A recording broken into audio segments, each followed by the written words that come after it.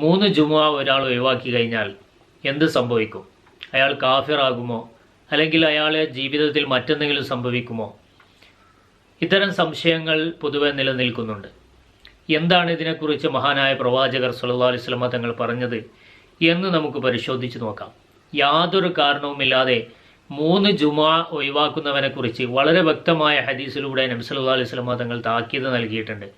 മഹാനായ അബൂദാവൂദ്, തുർമുദി, നസായി റളിയല്ലാഹു തആല അൻഹും നിവേദനം ചെയ്ത ഹദീസ് ഞാൻ വായിക്കട്ടെ. മൻ തറക സലാസ് ജുമുഅൻ, നബി സല്ലല്ലാഹു അലൈഹി വസല്ലം തങ്ങൾ പറഞ്ഞു, ആരെങ്കിലും 3 ജുമുഅ ഒഴിവാക്കിയാൽ, തഹാവുനം ബിഹ, അതിനെ നിസ്സാരവൽക്കരിച്ചു കൊണ്ട് ഒഴിവാക്കിയാൽ, ത്വബ അല്ലാഹു അലാ ഖൽബിഹി, ആ മനുഷ്യന്റെ ഹൃദയത്തിന് മുകളിൽ അല്ലാഹു തആല സീൽ ചെയ്യുന്നതാണ്. ഇതാണ് ഈ 3 പണ്ഡിതന്മാർ നിവേദനം ചെയ്ത ഹദീസിലുള്ളത്. ഇനി മഹാനായ ഇബ്നു മാജ റഹ്മത്തുള്ളാഹി അലൈഹി നിവേദനം ചെയ്യുന്ന ഹദീസിൽ എങ്ങനെയാണ്? ഖാല റസൂലുള്ളാഹി സ്വല്ലല്ലാഹു അലൈഹി വസല്ലം അൻ ജാബിർ ബിൻ അബ്ദുല്ലാഹ് റളിയല്ലാഹു അൻഹുമാ ഖാല റസൂലുള്ളാഹി സ്വല്ലല്ലാഹു അലൈഹി വസല്ലം, ജാബിർ ബിൻ അബ്ദുല്ലാഹ് റളിയല്ലാഹു അൻഹു പറയുന്നു, നബി സല്ലല്ലാഹു അലൈഹി വസല്ലം തങ്ങൾ പറഞ്ഞു, മൻ തറക്കൽ ജുമുഅത്ത സലാസം മിൻ ഗൈരി ലറൂറ, ആരെങ്കിലും ഒരു ലറൂറത്തുമില്ലാതെ, അത്യന്താപേക്ഷിത ഘട്ടങ്ങളുമില്ലാതെ ആരെങ്കിലും 3 ജുമുഅ ഒഴിവാക്കിയാൽ, ത്വബ അല്ലാഹു അലാ ഖൽബിഹി, അവന്റെ ഹൃദയത്തിന് മുകളിൽ അല്ലാഹു തആല സീല് വെക്കുന്നതാണ്. ഈ ഹദീസുകളെല്ലാം സ്വഹീഹാണ് എന്ന് മഹാന്മാരായ പണ്ഡിതന്മാർ രേഖപ്പെടുത്തിയതായി കാണാം.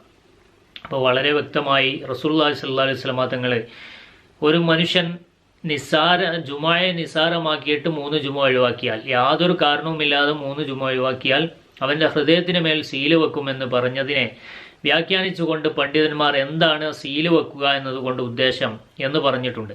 മഹാനായ ഇമാം മനാവിയുടെ ഫൈദുൽ ഖദീറിൽ നിന്ന് ഞാൻ വായിക്കട്ടെ.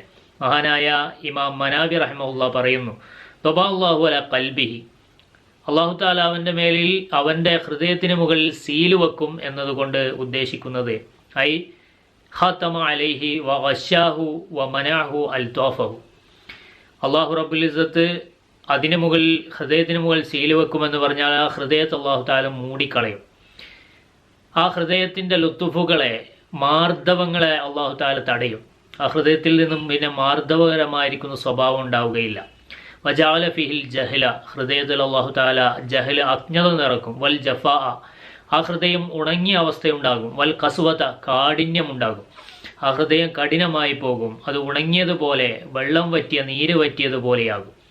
ഔ സയ്യറ കൽബഹു കൽബ മുനാഫിഖിൻ, അല്ലെങ്കിൽ അതിന്റെ വ്യാഖ്യാനം അവന്റെ ഹൃദയത്തിന് അല്ലാഹു തആല ഒരു മുനാഫിഖിന്റെ ഹൃദയമാക്കി മാറ്റുമെന്നാണ്.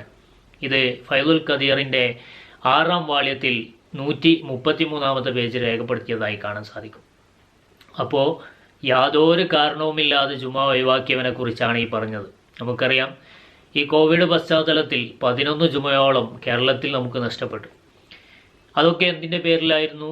നമുക്ക് എല്ലാ അവസരങ്ങളും ഉണ്ടായിട്ട് നമ്മൾ ഒഴിവാക്കിയതാണോ? അല്ല, നമുക്ക് വിലക്കുണ്ടായിരുന്നു. ജുമുഅക്ക് സംബന്ധിക്കാൻ പറ്റാത്ത ഗവൺമെന്റിന്റെ വിലക്കുണ്ടായിരുന്നു. രോഗവ്യാപന ഭയമുണ്ടായിരുന്നു. ഇത്തരം സാഹചര്യങ്ങളൊക്കെ ജുമുഅ ഒഴിവാക്കാം. അങ്ങനെ ജുമുഅ ഒഴിവാക്കുന്നവർ ളുഹർ നിസ്കരിച്ചാൽ മതി.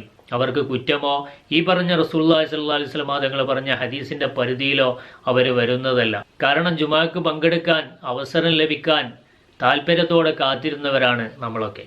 പക്ഷെ അതിന് സാധിച്ചില്ല. ദൗർഭാഗ്യകരമായിരിക്കുന്ന ഒരുപാട് ആഴ്ചകൾ നമ്മളിൽ നിന്ന് കടന്നുപോയി. അതുകൊണ്ട് നമ്മൾ ഒരിക്കലും കുറ്റക്കാരാവുന്നതല്ല.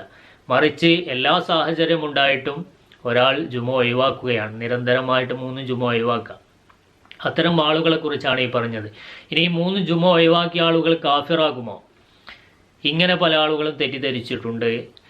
ഒരിക്കലും അങ്ങനെയില്ല. ഈ 3 ജുമുഅ ഒഴിവാക്കിയത് കൊണ്ട് തുടർച്ചയായി 3 ജുമുഅ ഒഴിവാക്കിയാലോ, 1 ജുമുഅ ഒഴിവാക്കിയാലോ, ഇനി 4 ജുമുഅ ഒഴിവാക്കിയാലോ, എത്ര ജുമുഅ ഒഴിവാക്കിയാലും അയാൾ കാഫിറാവുന്നില്ല. നിസ്കാരം ഒഴിവാക്കിയത് കൊണ്ട് കാഫിറാകൂല. ആ നിസ്കാരത്തെ നിർബന്ധത്തിന് നിഷേധിച്ചാലാണ് കാഫിറാവുക.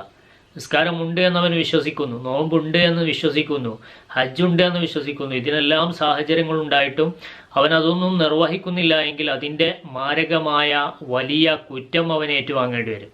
പക്ഷേ അതുകൊണ്ട് അവൻ മതത്തിൽ നിന്ന് പുറത്തു പോകുന്നില്ല, ഇസ്ലാമിൽ നിന്ന് അവൻ പുറത്തു പോകുന്നില്ല, കാഫിറാകുന്നില്ല. അത് ജുമുഅ ഒഴിവാക്കിയാലും മറ്റുള്ള നിസ്കാരങ്ങൾ ഒഴിവാക്കിയാലും നോമ്പ് ഒഴിവാക്കിയാലും ഒക്കെ അങ്ങനെ തന്നെ. പക്ഷേ ആരെങ്കിലും ജുമുഅ എന്നൊരു നിസ്കാരം തന്നെ ഇല്ല എന്ന് പറഞ്ഞു, അല്ലെങ്കിൽ അങ്ങനെ വിശ്വസിച്ചു, അല്ലെങ്കിൽ നിസ്കാരം എന്നത് ഇല്ല, സക്കാത്ത് ഇല്ല, നോമ്പില്ല, അതൊക്കെ ആളുകൾ വെറുതെ പറയുകയാണ്, പണ്ഡിതന്മാർ വെറുതെ പറയുകയാണ് എന്നൊരാൾ വിശ്വസിച്ചാൽ അയാൾ ഇസ്ലാമിൽ നിന്ന് പുറത്തു പോകും. അല്ലാതെ ഒഴിവാക്കിയത് കൊണ്ട് ഇസ്ലാമിൽ നിന്ന് പുറത്തു പോവുകയില്ല.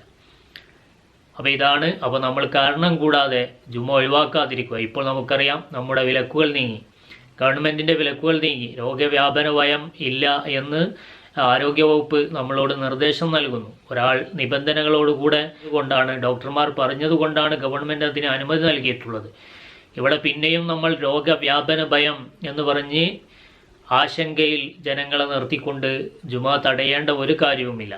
അപ്പോൾ എല്ലാ സാഹചര്യങ്ങളും ഒത്തിട്ട് നമ്മൾ ഇനിയും ജുമാക്ക് പോകാതിരുന്നാൽ, ഇനിയും നമ്മൾ 3 ജുമ ഒഴിവാക്കി കഴിഞ്ഞാൽ, അതിനെ നിസ്സാരമാക്കിക്കൊണ്ട് ഒഴിവാക്കിയാൽ സംഭവിക്കുന്നത് എന്താണ്? നമ്മുടെ ഹൃദയത്തിന് മുകളിൽ അള്ളാഹു താല ഒരു സീല് വെക്കും.